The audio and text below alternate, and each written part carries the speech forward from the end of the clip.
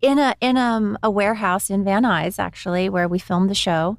And we were together all the time in a very small confined space. Like each one had our own little basically cubicle dressing room and a hallway. And we were always together. We ate together. We did our hair and makeup together. It was all of us all the time. And I think that in any certain situation where that happens, you're going to have ups and downs. You're going to have times when people are aligned and people aren't aligned. You know, it's natural. So there were absolutely different levels in those 10 years of friendship and camaraderie and support for one another. There's so many people that I think admire and also glamorize what actors and actresses do. What do you think personally are some of the biggest challenges that people just may be unaware of? You know, because from the outside, I think a lot of people look at your profession and it's that's like the end all be all for many people. What are some of the maybe challenges or things that they wouldn't know about? Are there any challenges or is it just great? Oh no, there are challenges. I mean, I'll just speak from my own experience and for where I am right now in my life, being someone who, like we were talking about, was forever remembered as a certain role or forever cemented into people's mind as a certain look or at a certain age. So cut to, for me, 30 some years later, I'm not 17, 18, 19, 20, 21 years old. And that's what people have me in their minds as. So for me now at 52, there's a lot of internal, I would say, struggle that happens as you age in the spotlight, as you in Hollywood, as you progress in age, especially for women, pretty much only for women, honestly. But I am at the place where I just have to embrace where I am and continue to move forward and not get stuck in looking back at what was, but look forward at what I want to create. What do I want to do next? What kind of like legacy do I want to leave behind for my 3 daughters? Because for me now, that's all it's about. I work for my daughters to give them something when I'm gone. So, you know, that's what's important to me is my girls. So after you are done with 90210, is there a weird feeling? And what I mean by that is a lot of people, they get so famous and so known and it's so much, and then that stops. And I feel like either a depression happens or maybe it doesn't, but it seems like you went to Mount Everest and then you got to come down. Where do you go from there? Yeah, it's hard. I would think that'd be hard. It's like cocaine or something. It really is. You know, I work with a doctor. His name is Dr. Amen. Yeah. You probably know him. He's been on here a couple times. He's the best. He scanned our brains. Oh, good. What'd you find? What didn't we find? That's another episode. No, we talked about it. Yeah. We actually have like reverse, we won't go on a tangent.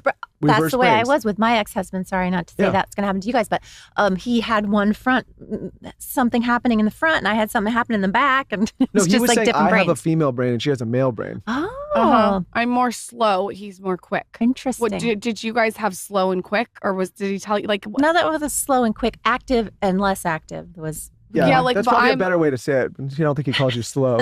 I'm okay to be slow. I'm the tortoise But in he the didn't hair. say slow, I'm okay like to be slow slow. processing. There are parts of your brain that are more active than others, right? Yeah, definitely. He's more anxious. I'm more like go with the flow if you really want to break Listen, it down. man, how many times have you been hit in the head, buddy? Yeah, right. Go ahead. So you know, so Dr. Amen.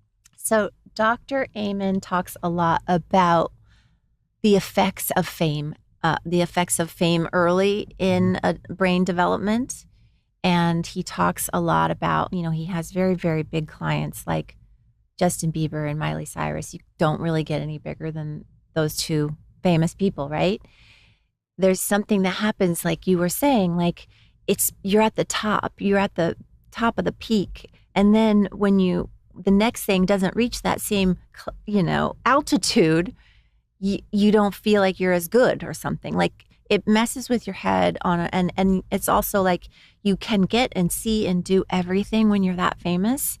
And then nothing in life is exciting anymore because you've had it all, you know? So any new experiences you have has to like sort of process. You have to figure out a way to be really super grateful for even the tiniest things in your life. It really is experience stretching. Like, and Michael has this great analogy about the sunset. It's not my analogy, but I know, but it's a good one. I feel I like talked about it like 18. I'll explain. she will appreciate it. I'll try to go It's a really good one, quick. 'cause Like, it's kind of what she's saying. say you and I went somewhere and then we were like sitting, looking out at something like, wow, life can't get any better. This is a beautiful sunset. Mm-hmm. Then you go to the same place next year, but instead of being on the beach, or like maybe you're in a great hotel, Mm-hmm. same sunset, like can't get any better. Then next time you go, you're on a boat, maybe Mm-hmm. same sunset, can't get any better. But then you go the fourth time and you're just on the beach again, the first time. Mm-hmm. And it's like, life can't, this is the worst thing that's ever happened to me. So the thing that used to make you the happiest is Right. now something that makes you sad. And we're not good as humans at contextualizing, stretching the experience to the point where something that should make you happy, that would be great for most people, is now something that actually like completely derails you. Because we've stretched, you push the ceiling too high. And then it's like, how do you come back? And I imagine for fame, when you've got the top, and then even if you get a great gig, but it's not the other thing, Right. It's it different. feels like I'm failing, or I feel, but human beings are not good at feeling like you're regressing. We only feel happy a lot of the time when we feel like we're progressing. Right. We all want to keep growing and moving forward and evolving. I mean, that's the whole point of it, right? But I think that for me, it was about finding the gratitude, and that brought the magic back to everything. Like, I can sit and talk to fans of 90210 and listen to the same stories I've heard a million times about how much they love this episode or that character or whatever. And I love it. I love hearing it. And I'm so grateful for it.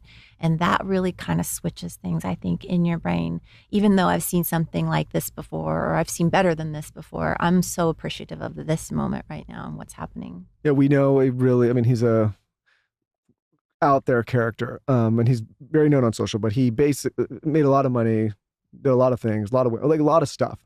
And one day he was sitting around, he had like 2 big homes, one here, one in Vegas, a lot of girls playing all the stuff. I think I know who you're talking about. Hey, Dan. Yeah, Anyways, hi. and we were talking to him about it, and he was like, he realized that after all the stuff and all the craziness, the happiest he was when he was just kind of surfing on a beach with his friends without any of the stuff. And it was like this big revelation from him. He was like, you just keep stacking all the stuff and the accomplishments, and you don't find gratitude and fulfillment.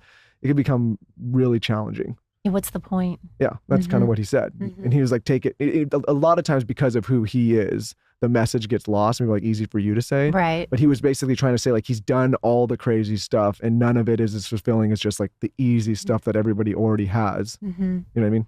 Yeah, I think that that's an interesting way to look at it. And I think we're sort of saying the same thing. Definitely. And I think it all ties back into sort of what I want to do with my next steps on this planet, what I want to do with my time, and doing my brand and having the messaging of I choose me being the backbone of everything that my brand does ultimately.